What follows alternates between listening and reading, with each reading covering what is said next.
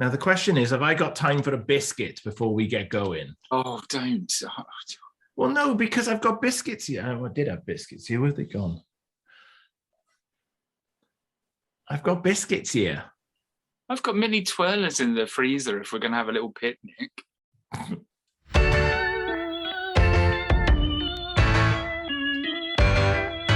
Hello and welcome to season 15, part 2 of 3. Yeah. I am Paul or P-Bal, and you need to like this, you need to subscribe to this, and I need to stop pointing. Last time on this, we scored Doctor Who and the Horror of Fang Rock 28 points. Is that true? Is that a fact? Yeah. And Invisible Enemy got half of that. It got 14 points. Bad times for the nucleus. I am joined as ever by... Hello, it's James. And hello, it's Jason. And James has come as Bonnie Tyler, I think he said. Is that right? Bonnie Tyler? No, I've come as Mother Tyler. Like That'd Jason. be Mrs. Tyler to you. I ain't having none of that nonsense. Like Jason, I'm fluent in the old ways. I'm saying nothing. Jason's effluent in the old way. I don't think it's the same thing. Right, so without further ado, the first story we are looking at today is Image of the Fendahl. That actually scared me a little bit. Not gonna lie. So who has got us a little intro on Doctor Who and the Image of the Fendahl? I mean, you don't get many Doctor Who stories that are called Image of that. I mean, quite a rarity, isn't it? Anyway. When they pull the balls out of a hat, when they're sort of like, oh, it's resurrection or return of or evil of, there must be just one solitary image of, and it never comes out again. I'll make a start on this one. So we are back to a more Hammer horror sort of feel, as a mysterious skull causes problems at the Priory, and it's a really good story. I like that. It does remind me of the film that is called The Skull, where the sort of skull of the Marquis de Sade is sort of like haunting and possessing people, and you've got a group of scientists, never a good start, have found a mysterious skull. They put it in an X-ray machine and bring to life this creature, this entity that has been around for, well, it's something like 12 million years, almost as long as Jason. So it's off to a winning start. It's very creepy. We've got some locals who, as I say, know the old ways. I've got my salt just in case we get attacked a bit later on. It's a good story. I like this. Yeah, I agree. I think it is a good story, and you're right about that Hammer horror thing, James, without doubt. And I think we missed a trick here. We should have had Diana Dawes as old Mother Tyler, in my opinion, because. This is straight out of it. You've got that sort of creepy bit. You've all those creepy bits at the beginning in the woods, and you don't quite know who's attacking who.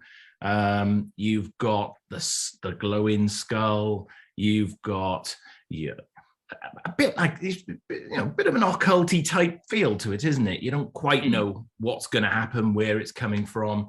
But unfortunately, I have to say, a little bit like this season, as it has been so far. I'm afraid the Fendahl creature leaves a lot to be desired. I like the Fendahl. I think it works. I think it's quite creepy looking, and they know not to crank up the lighting for it. I think that they're very wise in how they use it. I like it. I'm convinced they added the little wing things on halfway. That they didn't have wing things at the end of the first episode when you saw it, and in their second episode, it had little wing things attached to it. It was nowhere near as bad as the prawn from the last story. No, that would take some beating, to be honest with you. I've got to be honest. And I think wonder, as her possession takes hold, I think she is brilliant, and again, that's very sort of Hammer horror-esque. You've got, you know, a beautiful young woman who slowly starts to succumb to some sort of evil presence, and I think that is really well realized. Okay, the Fendahls are not necessarily the best things, but you know, I can forgive that because it's a nice tight 4-episode story that it's just nice to watch. It sort of stands alone on its own. It doesn't rely on much else, and like you say, the premise, the setup, all builds nicely. The big Fendahl has the vibe. I don't know if you've ever seen the early production drawings of the Hemivores when they have their leech faces. It's got very much got that sort of vibe to it. I think if it had been in the previous season, I think people would regard it better. I think for me, Fendahls on those stories, thing people don't talk about. They don't acknowledge as being really good because it's sort of it's halfway in season 15, and it doesn't feel at all like a Graham Williams story. And Chris Boucher obviously had done Face of Evil, Ropes of Death, so it does very much feel like it belongs to the but even more so, I think, than Fang Rock to an extent. So I think this is a sort of gem that I think people sort of just don't talk about, because Canine's come in the last story, and then it's like, oh, that's not a great story. Skip on a bit, and I think that it's sort of forgotten, and it shouldn't be, because there is so much to love in this, and all the film work, especially. I mean, imagine if this were all shot on film. This would be incredible. The stuff with the hiker at the start is incredibly atmospheric, and it's horrible because you don't know what's killing him or why he can't get away from it. So that build-up's brilliant. It leads me to actually there's two questions, two great questions about Doctor Who and the Image of the Fendahl. And the first question I'm going to pose here: what happens to Leaky? Don't know. That's a good question. Leaky, the dog who finds the corpse. You know, Adam has taken Leaky for a walk. You know, what happens to Leaky? Well, that's a blink and you'll miss it scene, though, isn't it? He's taken the dog for a walk to find the corpse for the plot device. But why isn't Leaky? I mean, he gets back, and there's no sign of Leaky. Would Leaky do location only? Was the dog like, darlings, I'm free for the morning, I'll discover the corpse, but I'm not doing studio. I'm not going to the Acton Hilton. I'm doing none of this, okay? Okay? Blue Peter do double on this. They do double. What happened to Leaky? Just in for the one scene, and that's it. Actually, maybe the Fendahl got Leaky, but we just weren't allowed to see it. When would the Fendahl have got Leaky? Well, Leaky must have been running around inside the Priory. The Priory there all the way along. So you never know. One of them little titchy little Fendaline things. Those little dogs are very clever. That dog would have bolted. He wouldn't have gone near a Fendahl. Golden Retriever? Ain't stupid. He'd have been hanging out Mar Tyler's place looking for some good scraps. He would have been sniffing around a Fendahl. So anyway, if someone wants to write a fan fiction based on Doctor Who and the Image of the Fendahl, write it about what happens to Leaky. The Fendahl comes back with Big Finish, so maybe Leaky turns up there. The Fendahl, is it not is it a Torchwood, I think? Yeah, Torchwood. Yeah. Eve Miles's character, Gwen, gets taken over by the Fendahl, doesn't she? I think in the Big Finish audio. It's a lovely cover, but I haven't investigated beyond that. I think there's definitely scope for a little bit of a Leaky spin-off here, I think. I think there's been quite a few Leaky spin-offs. I think Leaky might be Jason's new nickname, to be honest with you. Anyway, the second question, and this is actually one that has been oft posed: who lets TV's Doctor Who out of the room? Ooh, nobody knows. You are definitely putting the conundrums down here for us. Maybe it's like I've watched it. It's like I've watched this episode all the way through. Who lets him out? Maybe Leaky broke in and let him out.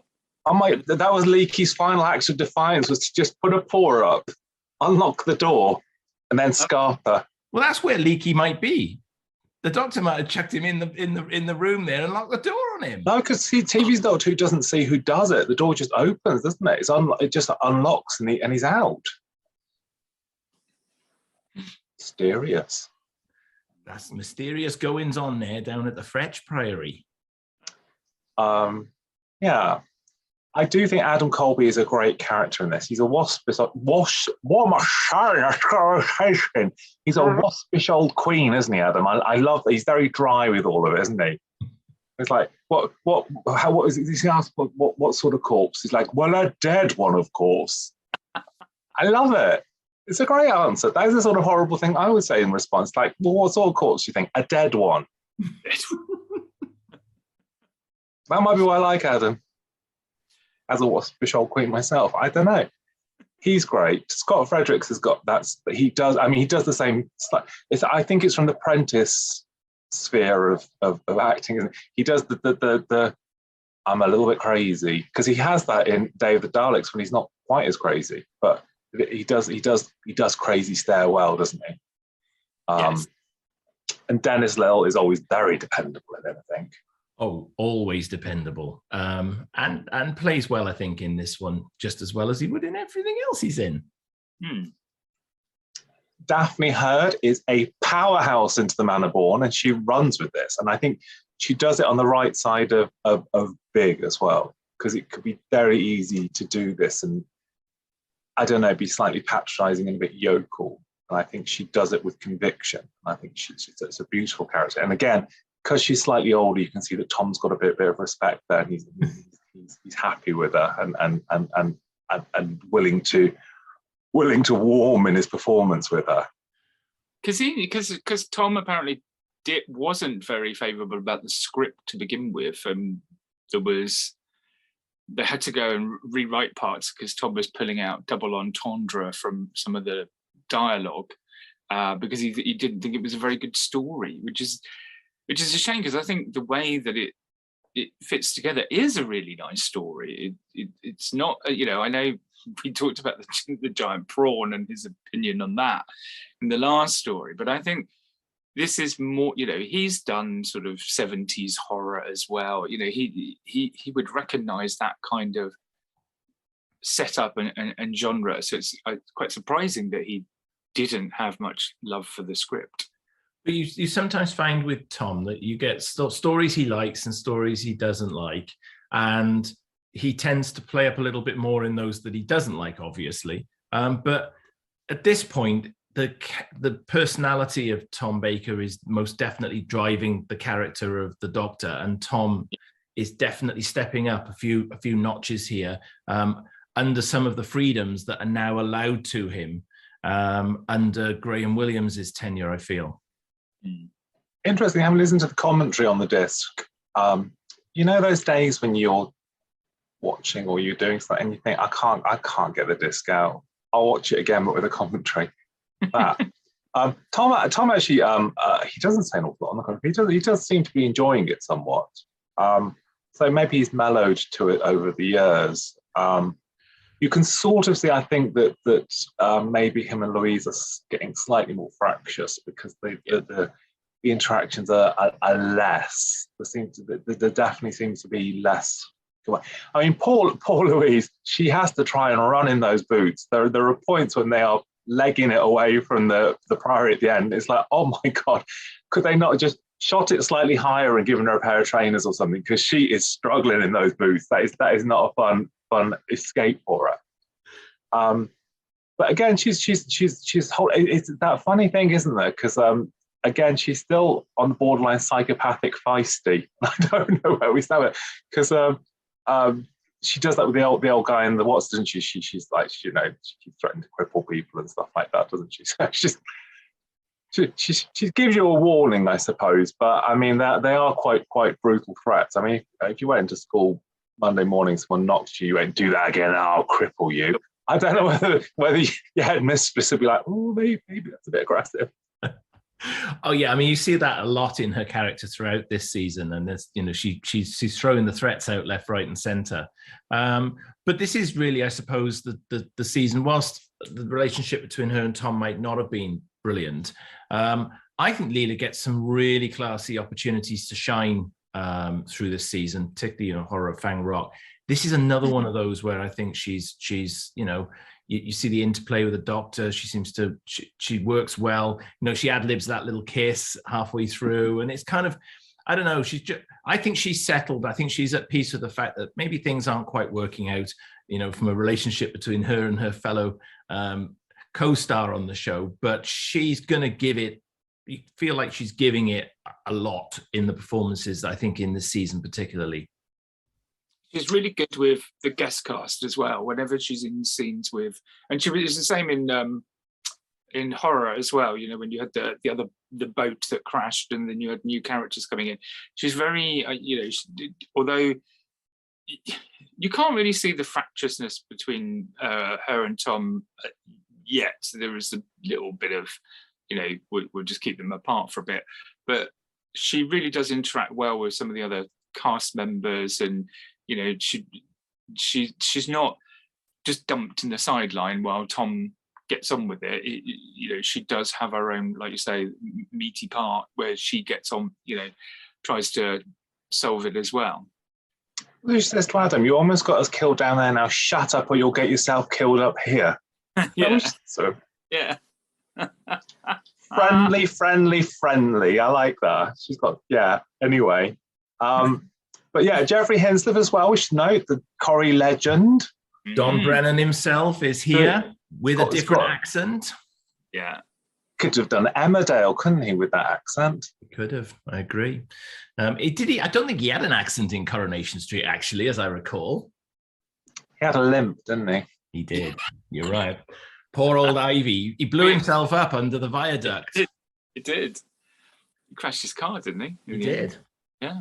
And I think we have to, actually en route, because we've just been talking about Louise, I'll just say, isn't it a different hairdo because the hairdresser cut her shorter by mistake? Isn't there an awkward kind of... Yes. Yeah. It had grown, by the time they got to the end, it had grown a little bit more, so the hair changes at the end as well, but yeah.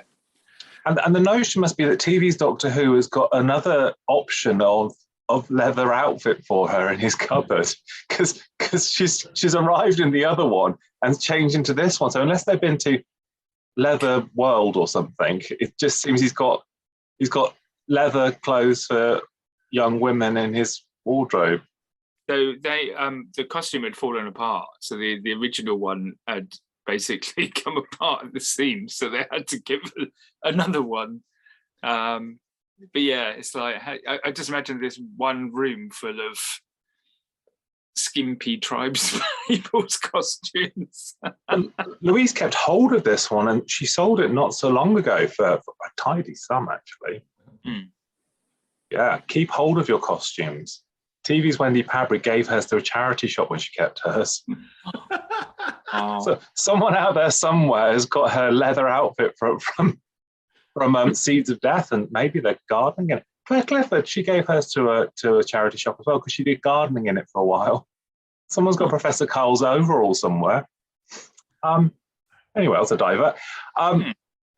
What I think we need to say as well is TV's Wanda Bentham, incredibly glamorous. Oh, I mean, undoubtedly. Brunette wig, and she's away. So she was down to the last final lot for Goldfinger, which she didn't get. So she lost out to what's her name? Shirley Eaton. Shirley Eaton. So this was her moment to be all in gold. So she did get to be covered in gold paint in the end, but for TV's Doctor Who rather than for film Mr. Bond. And according to the commentary, so it must be true, TV's Wanda Bentham says that it's the first acting job she did after she had a baby called Benedict, who apparently has gone on to become an actor since. I don't think I've heard of him. I don't think I've seen anything he's in. What's he in?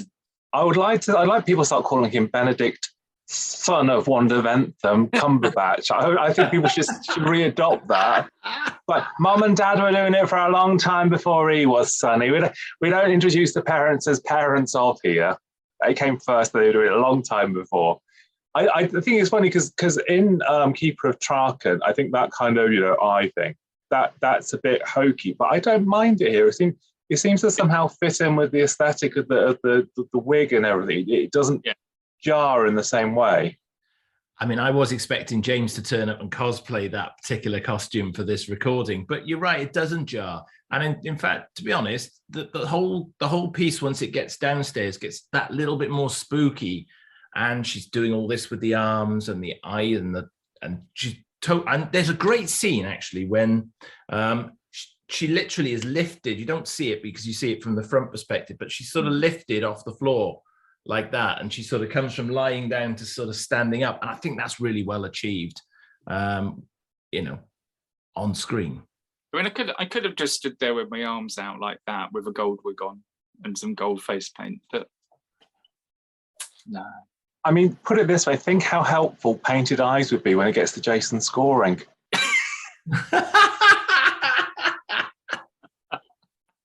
We could listen to it for hours and he'd never know. I'm a 10-minute snooze. There's a couple of points. There's that moment where it's obviously gone slightly under length, so they take a detour to the planet of the Fendahl to go, no, never mind, we'll go back. And it's like, you have just gone out there for a 5-minute extension, haven't you? Yeah. And TV's Doctor Who, is it his?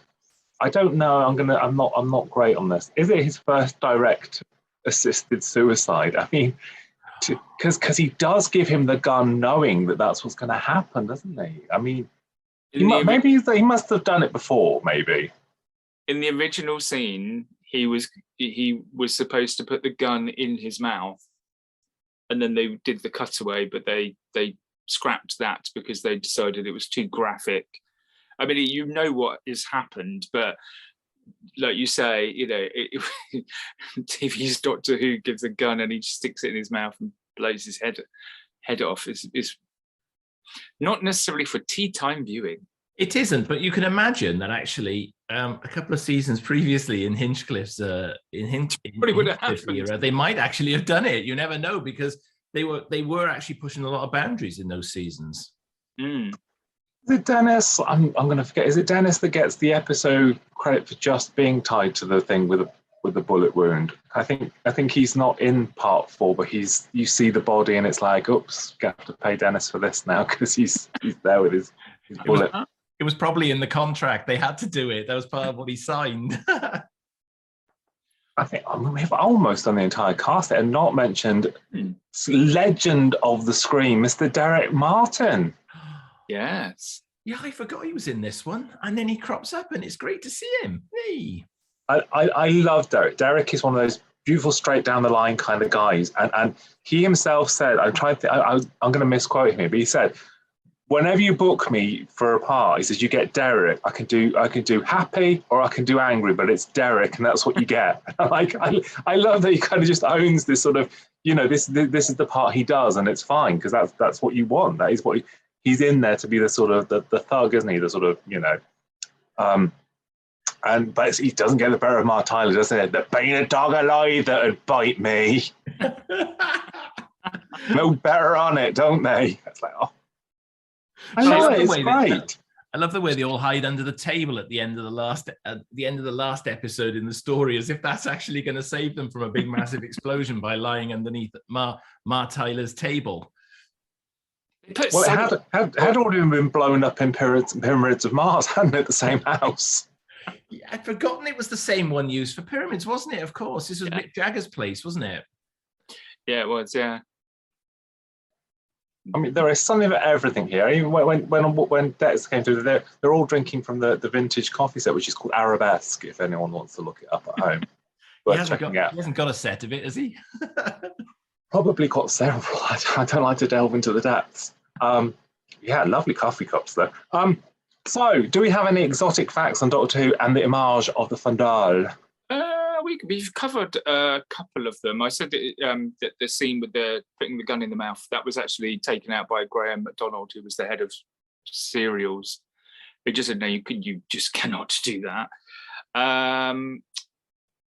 We talked about the new version of Leela's outfit. K9 doesn't speak because by the time they wrote this, they didn't realise that K9 was going to be in it, and they hadn't booked.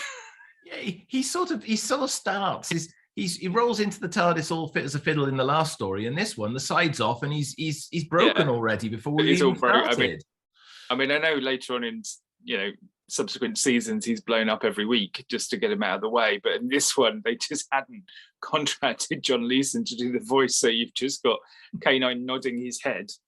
But you also don't know there's 14 stories that take place between the Invisible Enemy and the Image of the Fendahl, which you can listen to now on bigfinish.com.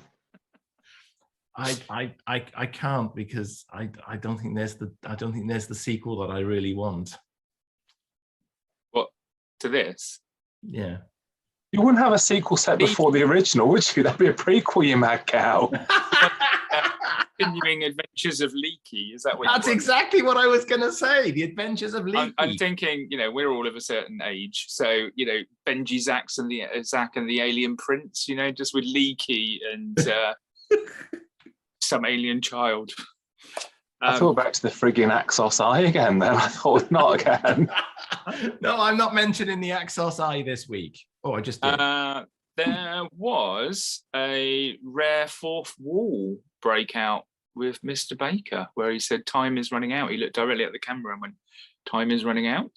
Not that rare in this season, actually. He does it a second time. Does it? Yeah. It's rare in the history of the show, but I think Tom does it a couple of times in his time. I think he gets away with it once, tests the water, and then he's I'm away now. Then every story he's doing it. By the Invasion of Time, he's doing it at least half a dozen times, probably. And in interviews, Louise Jameson has said that she really likes this story, but this is the one that she actually quit during. So she said, I've had enough while they were filming this one. So did she say enough is enough is enough? I can't go on no more. No. All right. Might have been the letter she wrote. That might have been what it was. But yeah, I think that is. I mentioned about the skull, the Peter Cushing and Christopher Lee film in 1965. This was also inspired by an episode of Quatermass as well. There was a similar sort of story, and something else. Where's my note? Oh, it's another one of these dark web facts coming out here, folks. Oh, the Sirens of Titan novel as well. It was inspired by. But there we go. One of the things I found quite confusing about this story, probably the first time I watched it, and I still think it's a bit odd, and I'm surprised it got through, was that you had the Fendaline, and then you had Fendelman, and it's kind of like these are very similar names here, and they're not actually even associated. It's not like it's a subplot in the story or something. It's bizarre, isn't it? It was supposed to be like a descendant. He explains that he's a descendant, man of the Fendahl man. Did you miss that whole scene? I must have missed that scene somewhere along the line. It's quite an integral part where he's like, mankind has been used, I have been used, and then he gets killed. Yeah, I must have missed that part. Did you miss the bit in the cellar where he died? You do know that Fendelman dies. Yes, I do. Yes. Did you just watch this going? Oh, it's a bit of a coincidence, but a lazy writing that he's got the same surname as the villain. I can't believe he called the monster the Fendahl and like one of the guest cast Fendelman. That is a ridiculous. Could he not have thought of another name? Oh my God, what a lazy writer. I missed that. You know, when I said dimensions in time at 12 minutes an episode is the ideal focus length for attention. For me, probably is, actually, looking at the way this is. Anyway, that bain't how you make a fruitcake. Do we have any scores? Yes. Oh, go on then. Me first? Yeah. Go on then, that's brilliant. So yeah, I think this is a great story, and feels very much like the Hinchcliffe era, as I've said, as we've come through this. Dark, It's mysterious. As James has said, it's got that hammer horror vibe. It's got everything a good Doctor Who story needs when you set it on Earth and you've got some mysterious goings on in the country, in a country manor, in the middle of nowhere. Some great guest cast in this one. And I think that, you know, this is a bit of a season where we see a change in direction, but this feels a bit like the Doctor Who I'd been watching sort of the previous couple of years before. Tom and Louise on great form in this story as well. So Image of the Fendahl gets a very solid 8 from me. Oh, it's a solid 8. And do you know what? In a second, you're going to go, I know you're going to do that. I do like this story. I think that this season is a bit yo-yo-y.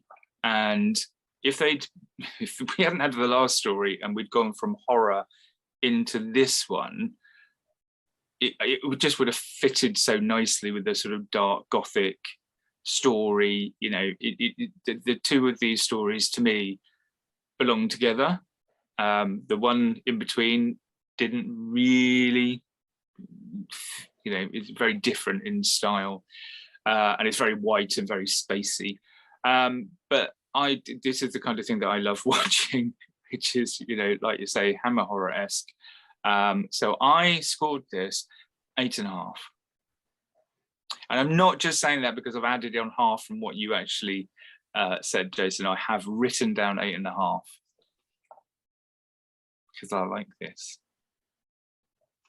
Well, I had a little deliberation about this because as I'm like the generous and kind one in this setup, I really like horror fan rock, and I thought about that, but then I thought actually I prefer Image of the Fendahl. So it'd be very strange for me to give Fendahl less or an approach. So yeah, anyway, that was my mind.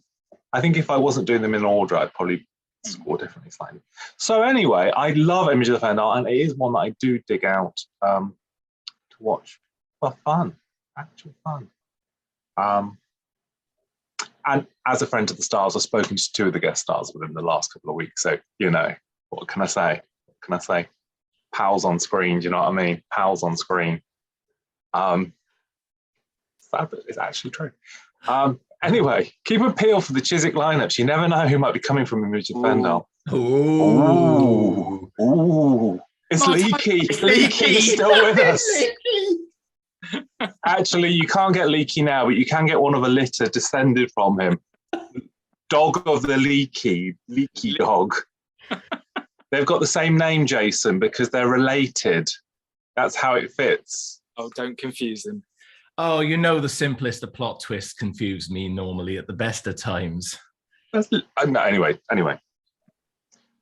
How did you cope with the jelly babies being licorice all sorts? Did that blow your mind?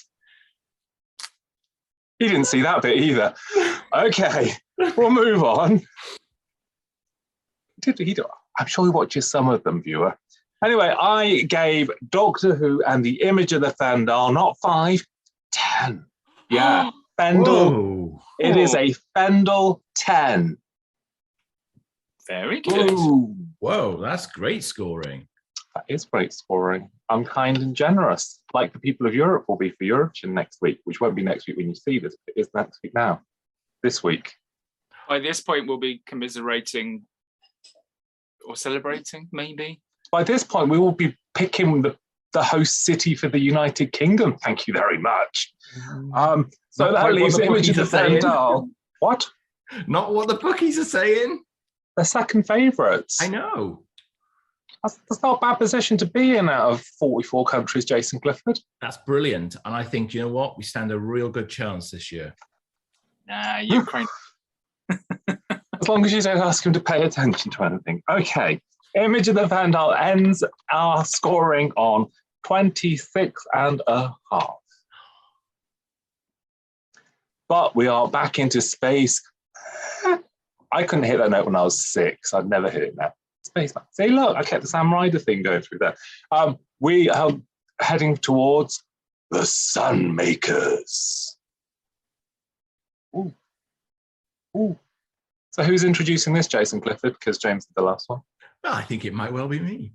And the Sunmakers is such a grand title that you barely get any reference for throughout the entire of the story until I think there's a one-line throwaway to say we've got 6 suns around Pluto.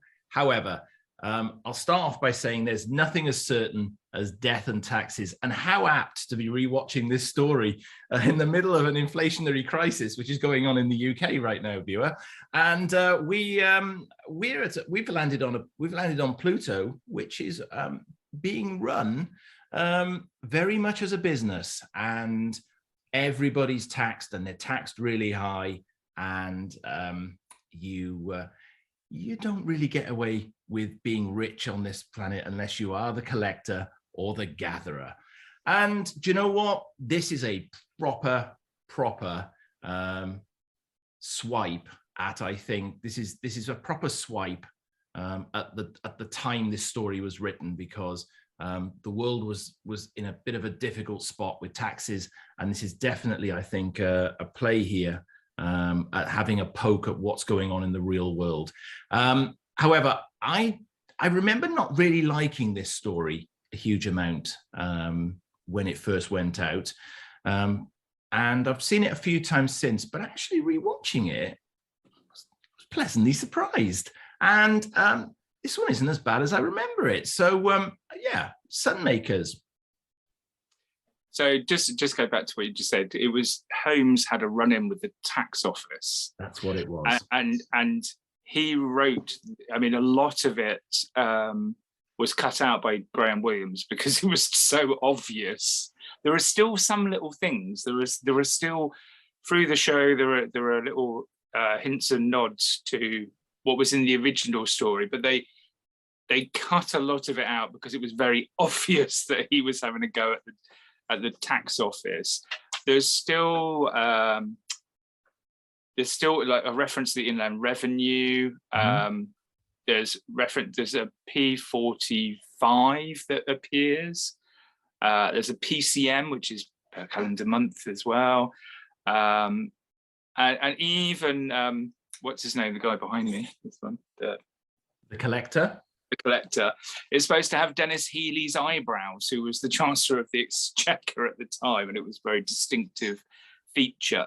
But there was lots of other references that they went through, and sorry, you can't do that. But he was very angry, and you're right, at the time, a bit like at the moment, there was a lot going on from a financial crisis point of view, and yeah, so it was originally a political satire, which still retains some of that, but not as heavily directed at the Inland Revenue as it originally was.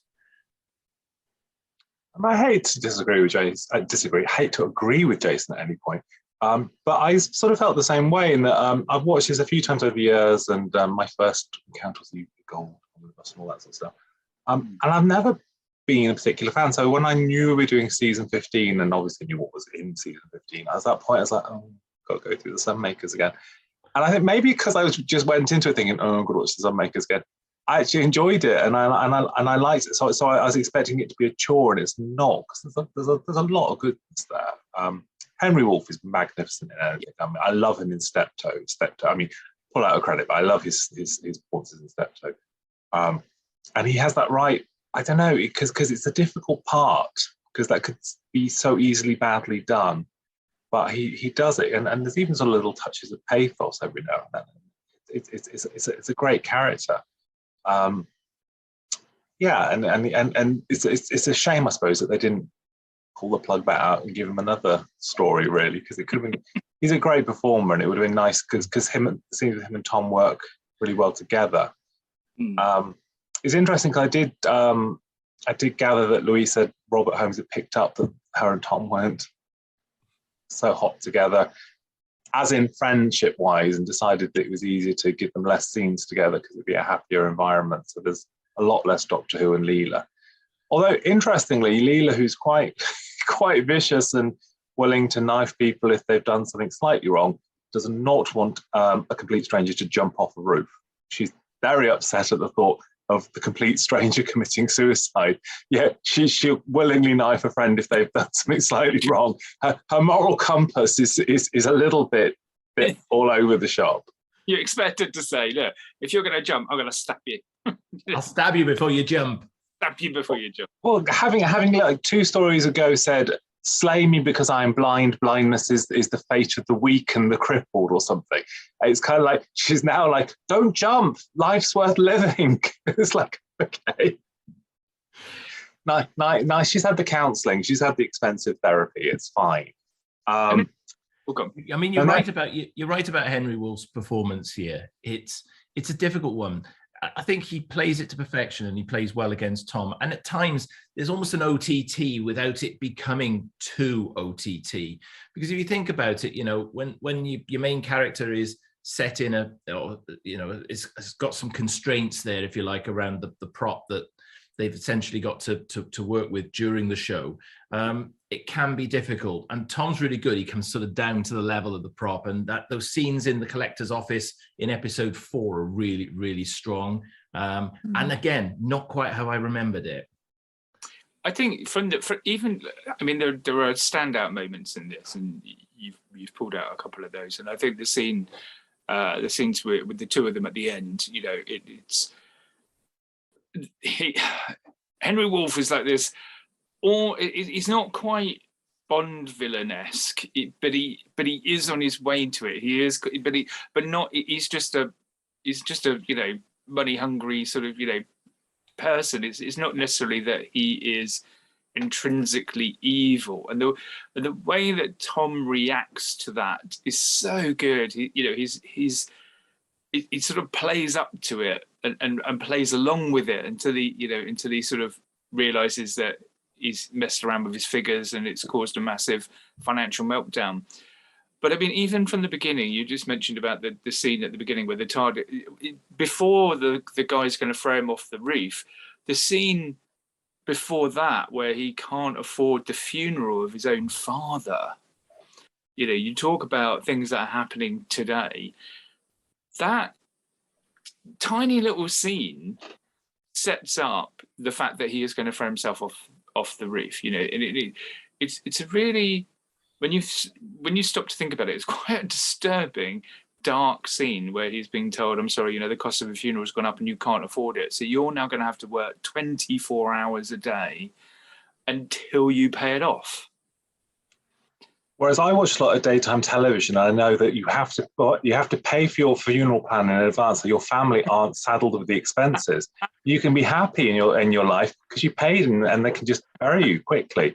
And also adopt a donkey, because donkeys have a terrible time of it. So adopt a donkey and pay for your funeral. So I know that I wouldn't be in trouble on the planet of the Sunmakers.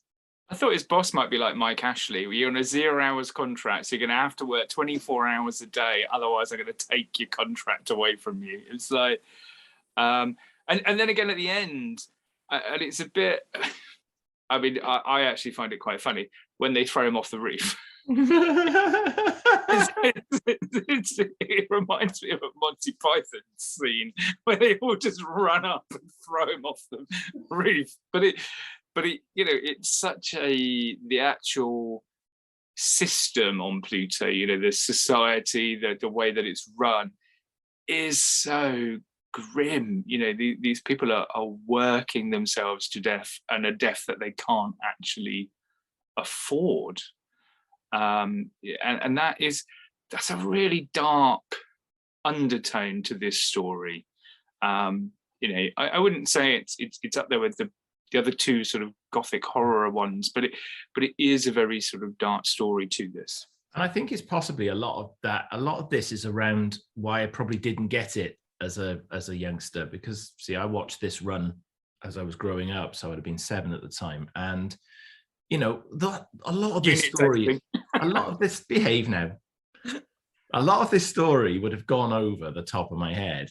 And I think subsequently, I've probably watched it some years back and thought, but this time around, I think it's just hit a note, I think, because it is so pertinent to what we're currently going through and what we've been through a few times in the sort of last 10, 20 years.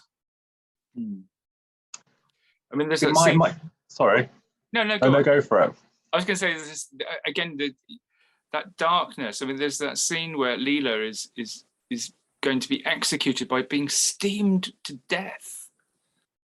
It just, there's just something very. I find that probably more disturbing than being, hung or shot or whatever. The idea that she's going to be steamed to death. It's just. It's very dark. But the oppressed masses, it's funny because the elite just want more money and more money and more money and don't care about the consequences. And the oppressed masses are happy to have horrible voyeuristic entertainment for their pleasure, even though they're oppressed. Could you imagine a society like that? Could you? And have you seen Naked Attraction? The funny anecdote it's not a funny anecdote. The weird anecdote I have is that when we did the book launch for Debbie's book Debbie Watley's book in Frenton-on-Sea, a lady came with her husband. She was she knew that. She was like, "Oh, my dad was in Doctor Who." And it was that kind of all right, because it doesn't always lead to anything. But her dad is Richard Leach. Was Richard Leach, and I was like, "Oh no, I actually do know who you're talking about." It wasn't kind of like one of those awkward moments, like. Well, were they? Oh, but it's like, oh no, and I knew who she was talking about, and he is really good in it. Again, it's that fine line of doing bigger, but on the line, good. It's a great performance in that. Interesting because you still get sort of the double acts, don't you? Because it's Robert Holmes, so he's got his little double act, but Gather Hay doesn't really, because he borrows, collects. So there's a sort of. You know what I mean? He isn't quite a double act there. But again, played very similarly. It is big and it's bold, and he is almost bombastic in the way that he's playing it. But it so suits the role. It so suits the part he's playing here.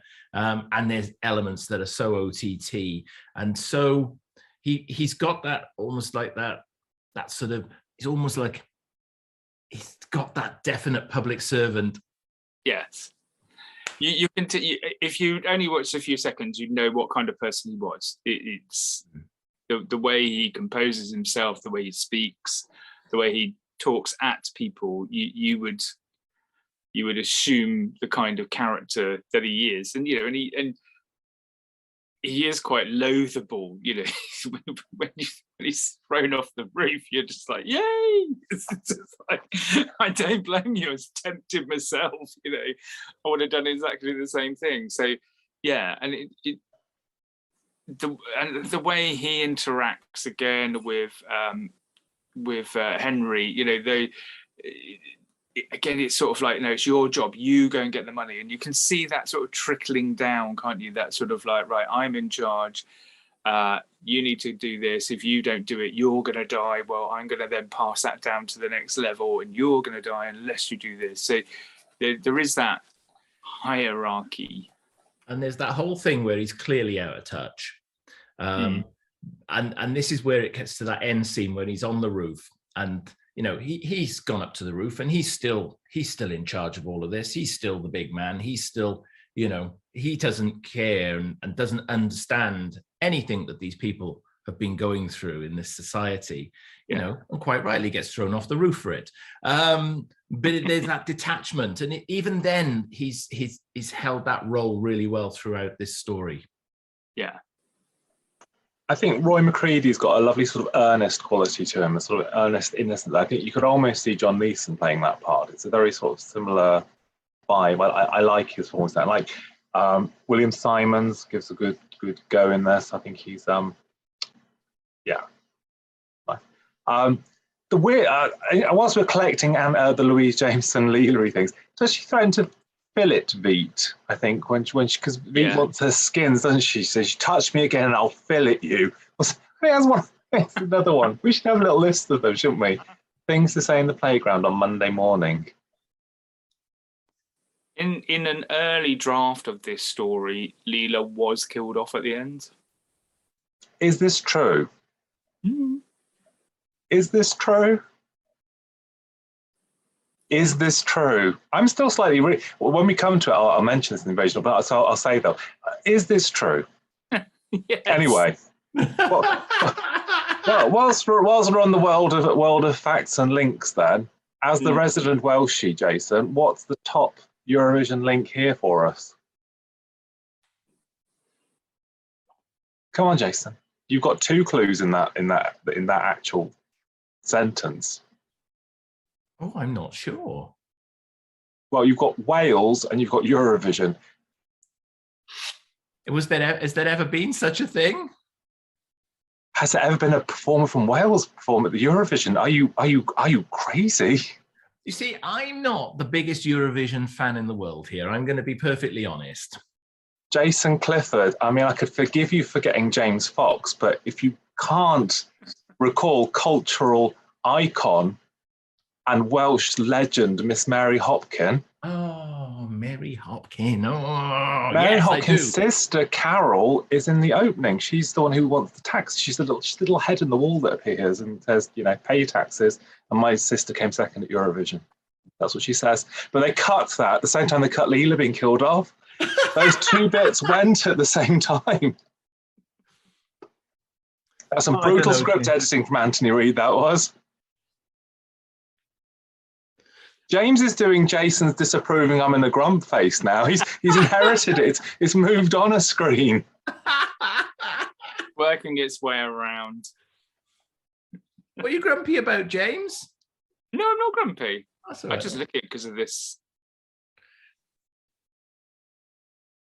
I think my possible problem with the Sunmakers has been less the political thing, because actually, there's a story there that if you're not into the politics of it and the allegory and all that, you're fine, because there is a story there. It's a revolution. It's an oppressed people. It's there's enough to take away.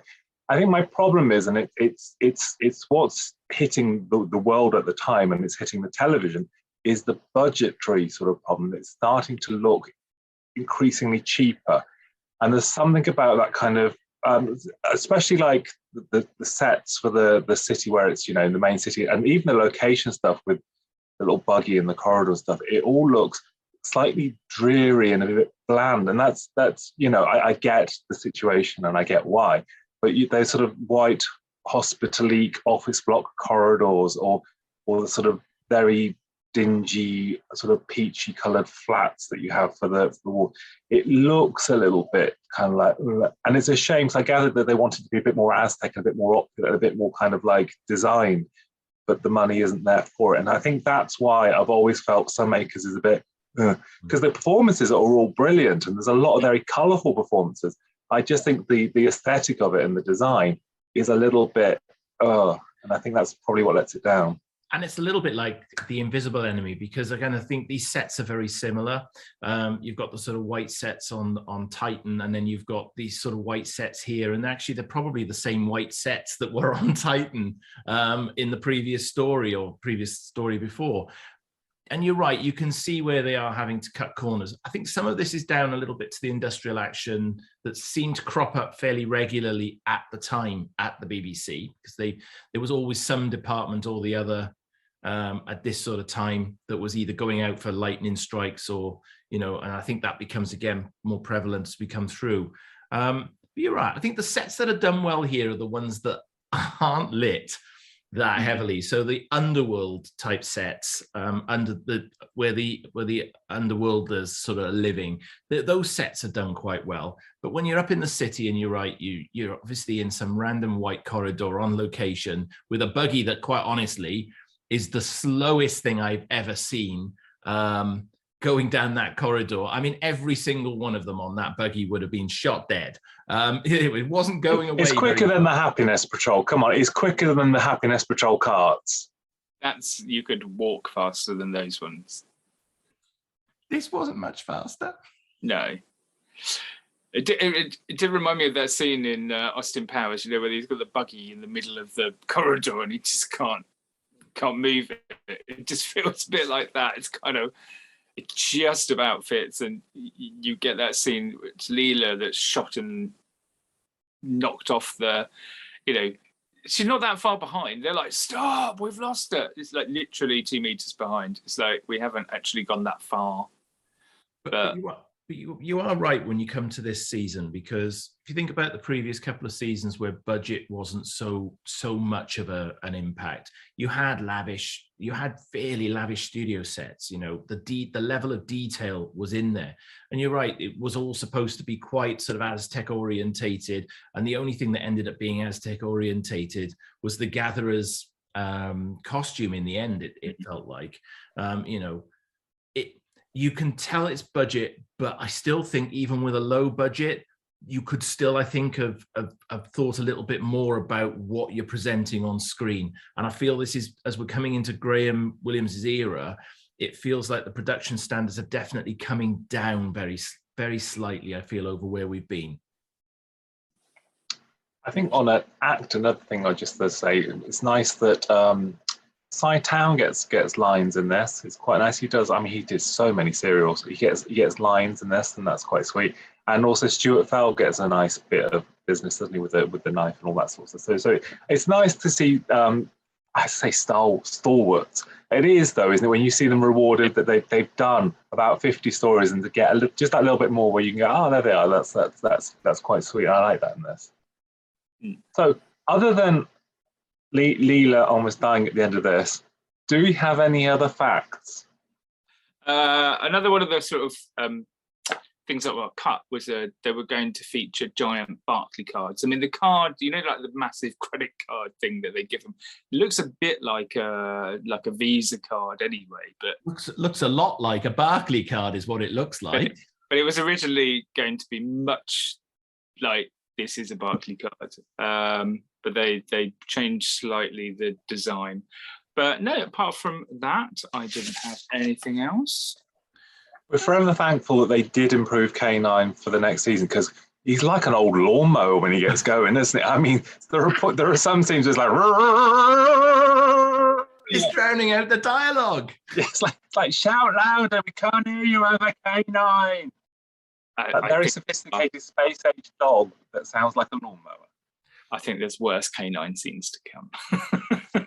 Worse stories to come. Let's be honest. I've dipped into the future. We must be prepared for the worst. I think one of the scenes that lets this story down, unfortunately, is the demise of the collector. I feel either very hastily done, or I don't know what went on here, but that's a bit bizarre. Wouldn't you agree? I like it. That's a good out, because he's just he's a little creature, isn't he? That's the gist, and he's just sort of. He's a little seaweed mollusk thing, isn't he? Yeah. Jason probably didn't see that bit. He probably only saw the bit before it, fell asleep, and then woke up when he was going down the plug hole. And he's like, I can't, but he's like the one that was at the start. That was the bad guy. You have got an insight on the way I watch Doctor Who. Yes. His name was Fendahl. What? The cruelty of a wine box that puts you to sleep for episodes 2 and 3. It's cruel. It's cruel. It gets me through. Jason's juice box. He has them like a Kiora. Right. 2.5 litres with a Kiora straw. Still straw. Anyway, I think it's time for a score on Doctor Who and the Sunmakers. Yeah, go on. I will go first. I suddenly realised I feel like I've turned into what's her name from Paradise Towers. Bonnie Langford. Oh, not Bonnie Langford. You know, one of the Rezzies. The one who keeps looking at the Doctor. You know, the one from Judy Cornwall. That sort of, you know, the look she gives the Doctor for about 10 minutes. Okay, this wasn't as bad as I was anticipating, and I do remember watching this and really not enjoying it that much. But when you start to think about some of the themes and you relate it to current day, it's actually quite relevant in places. It's not up there with a couple of the other stories. It's not as bad as The Giant Prawn, but you know, there are, like you say, the sets, that there are bits that sadly let it down, although the performances are good. It's above average. I have given it a 6. What's a 6? Is it a sexy 6? Yeah, why not? You can say that with the wig on and a little flick. Sexy 6. Anyway, Jason. Yes, indeed. How do I follow that? Flick your hair, Jason. Flick your hair. Yeah. Okay. So how can I follow We don't want that? Jason flicking anything on cam. We don't want it. No. It's dear viewer, please. I'm just going to give you the score. That's all I'm going to give you. Right. Okay. So Okay. Some makers. So like James, I was going into this with a little bit of apprehension that this is where the series, this series was going to just dip a little bit for me. And in actual fact, it didn't really. Okay, it's not a stellar classic, but it's not the lowest of the low either. And, I don't know if it's resonating with me just because of what's going on in the world right now. But I enjoyed the story, and I've certainly, I've certainly been watching the politics of recent times quite closely. So potentially that's where the resonance is coming from. But there's some great guest cast in this one, and we've called them out during the review, but there's some really, really good performances in this one, and it's up against something that's a little bit budget stretched. So the sets are a bit bland, so it's nice that we've got that sort of being almost compensated for, if you like, with the acting of the guest cast, and in fact Tom and Louise yet again in this one, I think, playing a blinder. Don't forget, we didn't mention Michael Keaton either in this. So James is going to think I've done this on purpose, but I genuinely haven't.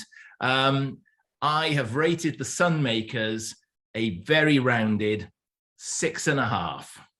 How is that rounded? It's a fractional. Exactly. I'm literally going to say the same thing, rounded, and he gives it a fraction. I was like, it's going to be 7 then if it's rounded. Oh, 6.5. Very rounded indeed, in a world where rounded isn't rounded. It's more rounded than a 6. No, it's not. No, it's probably not, actually. But you know what? That's what came to mind. I think Mr. Fendelman's getting his knickers in a twist now. Actually, what I should have done is I should have said it was an inflationary 6.5. Ooh. How's it inflation? Anyway. Well, that was a gag to the story. I think he needs script editing. Send that to Chibnall's free. He could give it a go. No, I'm okay, thank you. Ask Russ for his phone number. He's busy with his new actor. Anyway, I'm nicer than both of you old queens as ever, dear viewer. Voice of reason. Put it in the comments below. I gave the Sunmakers a rounded 7. Ooh. Yeah, I'd say, I can step aside from the slightly murky look to it and the bad thing, because I think there's enough good performances in there, and I think it carries it through. So, at present, I'll do a little roundup for you. At present, that means a rock bottom, like Lindsay DePaul and Mike Moran. It's another Eurovision link for you there, Jason. Oh, I'm loving rock bottom right now at 14 points. Rock bottom with 14 points is The Invisible Enemy, followed by the Sunmakers on 19.5, followed by Image of the Fendahl on 26.5, and looking high. That's another Eurovision reference for you if you're a fan of the United Kingdom at Eurovision. Pick up, folks. Is Horror Fang Rock on 28 points. Ooh. But there are 2 stories left. 2 stories left to go, folks. It is all to play for. 2 absolute bangers. Couple of bangers we got. Thank you very much for joining me. A pleasure as always. Yes, thank you. Lovely to see Judy Cornwell looking so relaxed. And subscribe, like, and we will see you next week.